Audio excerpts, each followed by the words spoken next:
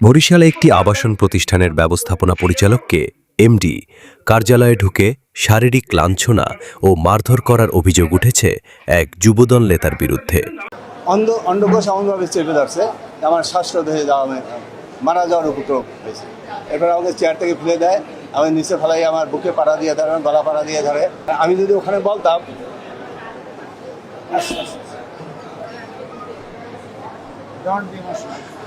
শুধু তাই নয়, ভুক্তভোগী ওই কর্মকর্তার কাছ থেকে জোরপূর্বক চেক ও স্ট্যাম্পে স্বাক্ষর নেওয়ারও অভিযোগ পাওয়া গেছে।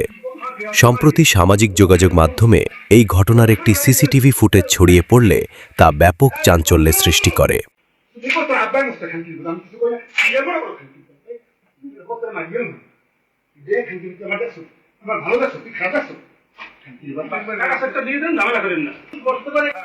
ঘটনার বিবরণ, ভুক্তভোগী ও স্থানীয় সূত্রে জানা যায়, ঘটনার দিন বরিশাল নগরীর একটি এলাকায় অবস্থিত অগ্রণী হাউজিং লিমিটেড নামের আবাসন প্রতিষ্ঠানের কার্যালয়ে প্রবেশ করেন অভিযুক্ত যুবদল সংশ্লিষ্ট ওই নেতা ও তার অনুসারীরা।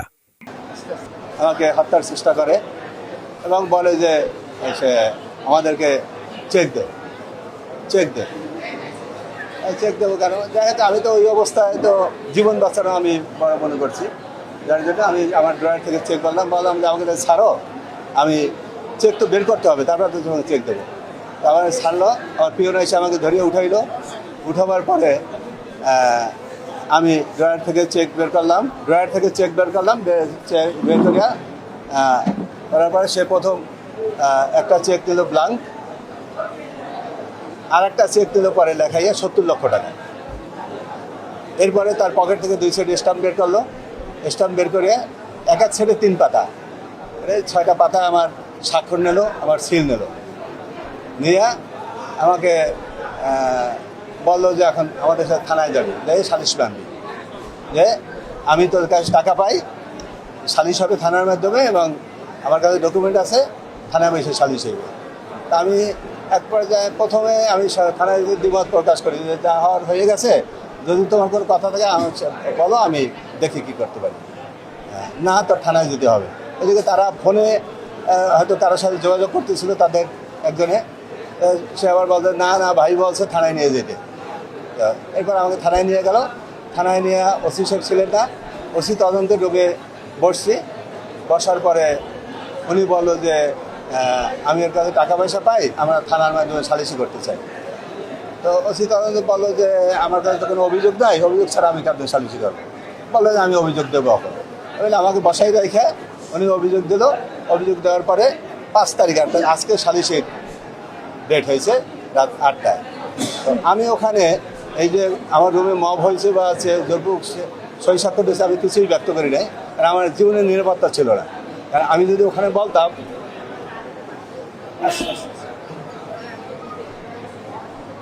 সিসিটিভি ফুটেজে দেখা যায়, কার্যালয়ে ঢুকেই তারা প্রতিষ্ঠানের ব্যবস্থাপনা পরিচালকের সাথে উগ্র আচরণ শুরু করেন। এক পর্যায়ে তাকে শারীরিক ও মানসিকভাবে লাঞ্ছিত এবং মারধর করা হয়।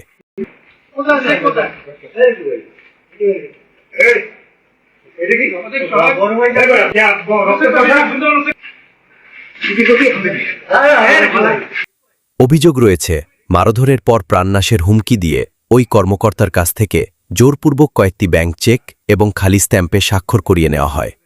তীব্র নিন্দা ও ক্ষোভ ভিডিওটি প্রকাশ্যে আসার পর স্থানীয় ব্যবসায়ী ও সাধারণ মানুষের মধ্যে তীব্র ক্ষোভের সৃষ্টি হয়েছে।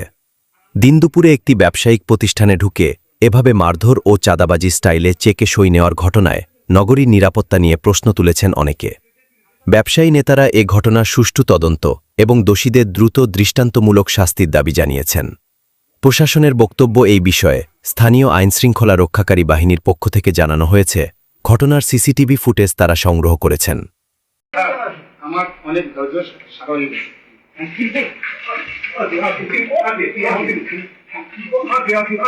লিখিত অভিযোগের ভিত্তিতে বিষয়টি খতিয়ে দেখা হচ্ছে এবং জড়িতদের আইনের আওতায় আনতে অভিযান অব্যাহত রয়েছে। অন্যদিকে যুবদলের স্থানীয় দায়িত্বশীল নেতারা জানিয়েছেন, সংগঠনের নাম ব্যবহার করে কেউ কোনো অপকর্মে জড়ালে তার দায় দল নেবে না। অভিযোগ প্রমাণিত হলে সংশ্লিষ্টদের বিরুদ্ধে কঠোর সাংগঠনিক ব্যবস্থা নেওয়া হবে। হয়তো আমাকে মাফ করতো, সেই ভয় আমি ওখানে কিছু বলি নাই।